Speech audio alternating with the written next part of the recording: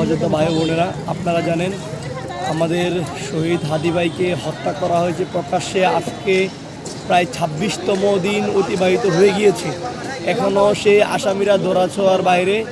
আমরা দেখেছেন ইতিপূর্বে আমরা সারা শান্তিপূর্ণভাবে শাহবাগ থেকে শুরু করে সারা বাংলাদেশে কর্মসূচি পালন করছি।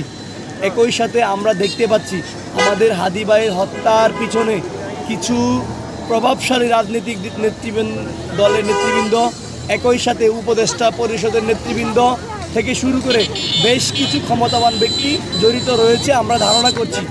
আমরা দেখতে পাচ্ছি যদি বাংলাদেশের ইন্টারিম সরকার চায় তাহলে আসামিকে গ্রেফতার করতে পারে, কিন্তু তারা সেটা করতে ব্যর্থ হচ্ছে। আমাদের কাছে মনে হচ্ছে যদি আসামিকে গ্রেফতার করে তাহলে থলের বিড়াল বেরিয়ে আসবে প্রকাশ্যে। হাদি ভাই তো সারা বাংলাদেশের মানুষের হৃদয়ে বসবাস করে।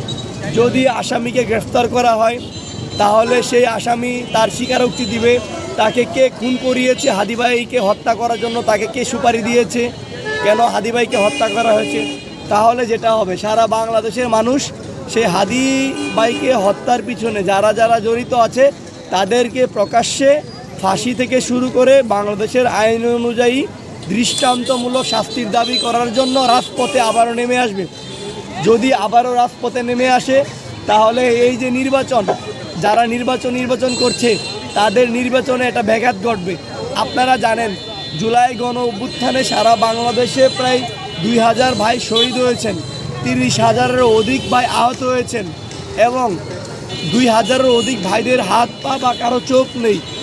তো আমরা শুধুমাত্র একটি নির্বাচনের জন্যই গণ অভ্যুত্থান করিনি। আমরা চেয়েছিলাম বিচার ব্যবস্থা সংস্কার, আমরা চেয়েছিলাম বাংলাদেশে যেন কোনো ভারত বিরোধী আধিপত্য না থাকে। যদি তাই থেকে থাকে তাহলে রাজনৈতিক দলের নেতৃবৃন্দরা কি সাধারণ শিক্ষার্থী, আলেম সমাজ, ছাত্র সমাজ তাদের কি বারবার বলির পাঠা বানাবে? আমরা বারবার কি বলির পাঠা হয়ে থাকব? আপনারা জেনে বললেন তো এই ২৪শে গণ অভ্যুত্থানে কয়টা রাজনৈতিক দলের নেতৃবৃন্দর সন্তান শহীদ হয়েছে, আহত হয়েছে? কয়জন অর্থবান ক্ষমতাশীল ব্যক্তি তার ছেলে শহীদ হয়েছে, আহত হয়েছে? সবসময় আহত হয়, শহীদ হয় আমার প্রাণপ্রিয় ছাত্র ভাইয়েরা, খেটে খাওয়া মানুষরা, আলেম সমাজের ভাইয়েরা, গার্মেন্ট শ্রমিকের ভাইয়েরা, পেশা শ্রমিকের ভাইয়েরা।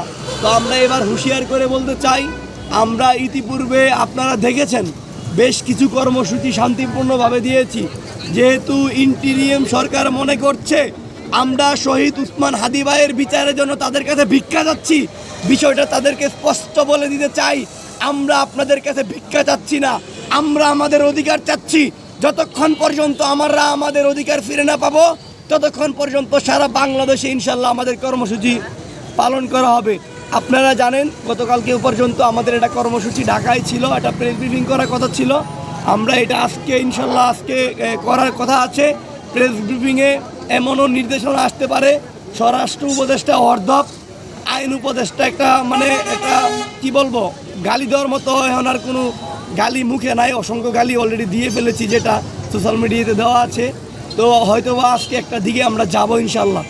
হয় উপদেষ্টা পরিষদের যেই আইন উপদেষ্টা এবং স্বরাষ্ট্র উপদেষ্টা তারাই তো বাংলাদেশের আইন এবং রাষ্ট্র কাঠামে যেই বাহিনী পরিচালনা করে তাদের মাধ্যমেই তো সুসংগঠিত হয়, তারাই তাদের জায়গা থেকে ব্যর্থ আছে। তো ধন্যবাদ।